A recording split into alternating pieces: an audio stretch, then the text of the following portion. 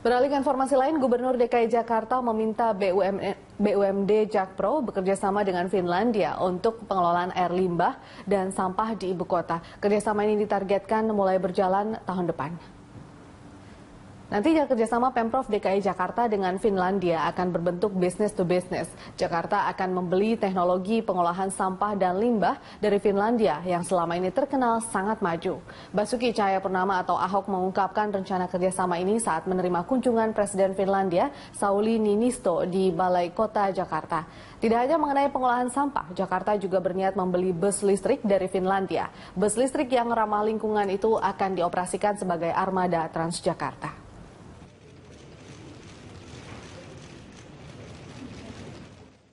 Jadi mereka punya bus listrik yang sangat baik. Itu Pak Menristek udah pernah coba di sana. Nah, jadi kita ingin sekali mereka bisa masuk. Mereka tuh memprogramkan kalau di Finlandia itu katanya 2050 nggak ada lagi kendaraan yang pakai minyak, mau biodiesel ataupun pokoknya yang fosil nggak ada. Pemirsa, ada dua agenda ratas yang digelar Presiden Joko Widodo hari ini, yakni ratas terkait penanganan kabut asap dan tarif dasar listrik.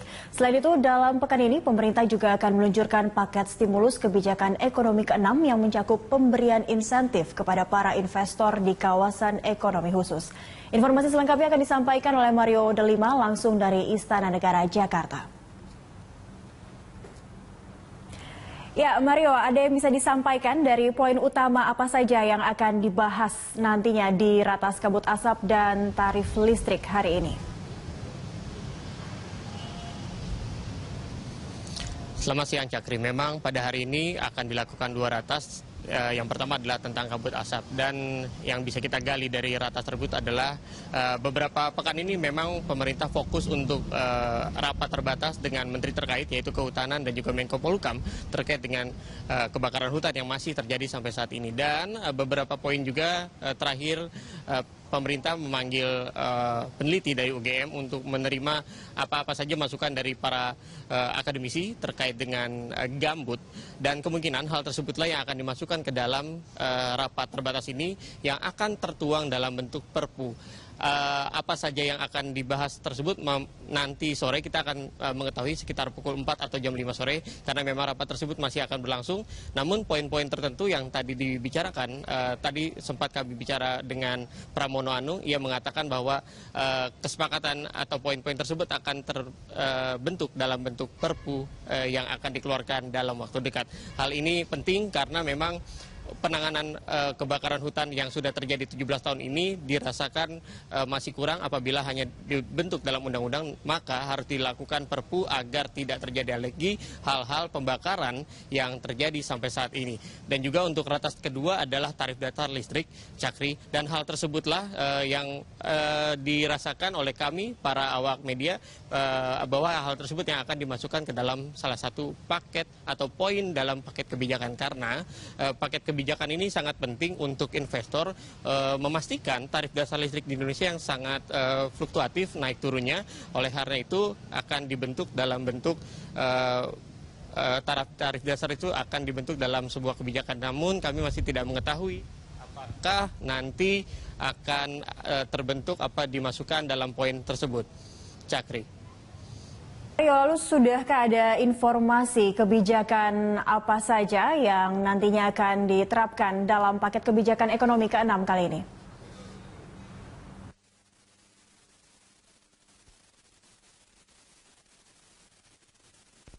Untuk paket kebijakan sendiri memang seperti tadi saya bicarakan bahwa paket tersebut masih belum kita ketahui apa saja yang akan dibicarakan. Namun memang paket kebijakan ke-6 ini akan berkaitan dengan kawasan ekonomi khusus. Kenapa hal itu dilakukan? Karena memang dalam 5 paket yang sudah dikeluarkan beberapa minggu lalu, Cakri, dalam paket kedua sempat dibicarakan bahwa pemerintah daerah diharuskan untuk mempermudah investor yang akan melakukan investasi di sana, dan hal tersebutlah yang diharapkan akan muncul dalam paket kebijakan tersebut. Namun nanti sore kita akan mengetahui apa saja yang akan dibicarakan nanti.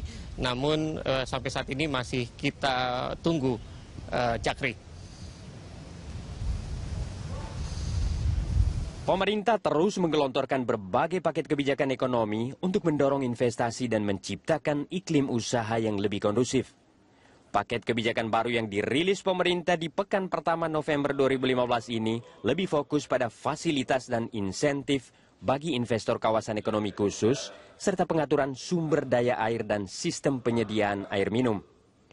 Menurut Menteri Perencanaan Pembangunan Nasional, Kepala Bappenas Sofyan Jalil, insentif yang diberikan kepada investor kawasan ekonomi khusus meliputi kemudahan perizinan, insentif pembelian properti dan pengurangan pajak sebesar 20 hingga 100% selama 5 hingga 20 tahun. Terutama kawasan ekonomi khusus akan diberi banyak insentif, ya, insentif perpajakan, insentif kemudahan imigrasi, insentif kemudahan perizinan, insentif kemudahan perpanjangan, insentif beli properti, insentif macam-macam, impor dan lain-lain. Gitu. Nah, detailnya itu tadi masih mereka bahas, ya kan? Range-nya misalnya pengurangan pajak penghasilan dari 20 sampai dengan misalnya 100%. Untuk batas waktu misalnya antara 5 sampai dengan 20 tahun. Sementara Kepala BKPM Franky Sibarani menyatakan, kawasan ekonomi khusus nantinya akan dilengkapi dengan berbagai fasilitas untuk mendorong iklim usaha dan menarik investor. Fasilitas yang akan dibangun antara lain bandar udara, pelabuhan laut, jalan, dan fasilitas lainnya. Pemerintah juga akan membuka peluang bagi investor yang mampu untuk membangun salah satu kawasan ekonomi khusus dengan berbagai fasilitas tanpa bantuan dana dari pemerintah. Nah, tetapi kalau misalnya investor itu mau mengelola satu kawasan ekonomi khusus, kemudian juga mau atau mampu untuk membangun infrastrukturnya sendiri seperti jalan. Nah, kira-kira pemerintah posisinya di mana? Gitu. Apakah pemerintah memberikan jaminan atau nilai investasinya untuk jalan, katakanlah misalnya untuk jalan, bisa di reimburse gitu kira-kira, di reimburse karena itu menjadi tanggung jawab pemerintah misalnya. Gitu. Jadi kondisi-kondisi ini yang tentu akan difinalkan dalam waktu dekat dan untuk bisa segera disampaikan kepada calon-calon investor. Insentif untuk investor kawasan ekonomi khusus ini merupakan tindak lanjut instruksi Presiden untuk menghidupkan kembali 8 kawasan ekonomi khusus yang ada. Antara lain kawasan ekonomi khusus Seimangkei di Sumatera Utara, Maloi Batuta Trans Kalimantan di Kalimantan Timur, Kek Palu Sulawesi Tengah, Kek Morotai Maluku Utara, Tanjung Api-Api Sumatera Selatan, Kek Tanjung Lesung Banten, dan Kek Mandalika di Nusa Tenggara Barat, serta Kek Bitung di Sulawesi Utara. Tim Liputan, Berita 1, Jakarta. Dalam upaya menggerakkan sektor real di tengah kelusuan ekonomi yang terjadi di Indonesia, pemerintah memberikan paket kebijakan yang bertahap, dan hal ini dilakukan tidak hanya untuk industri tapi juga untuk masyarakat luas. Mengumumkan paket kebijakan deregulasi ekonomi tahap pertama yang diberi nama Paket September 1.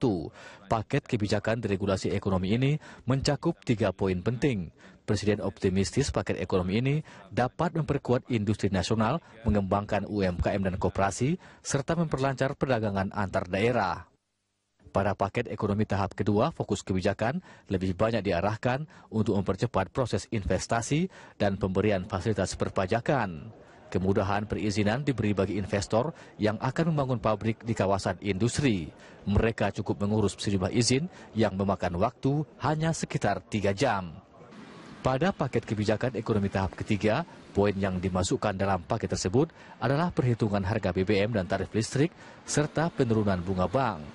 Presiden Joko Widodo meminta untuk mengkaji penurunan harga premium.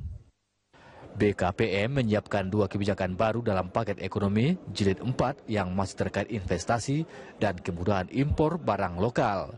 Kebijakan baru BKPM antara lain memangkas proses perizinan konstruksi di kawasan industri dan berikat dari 5 tahap menjadi 2 tahap.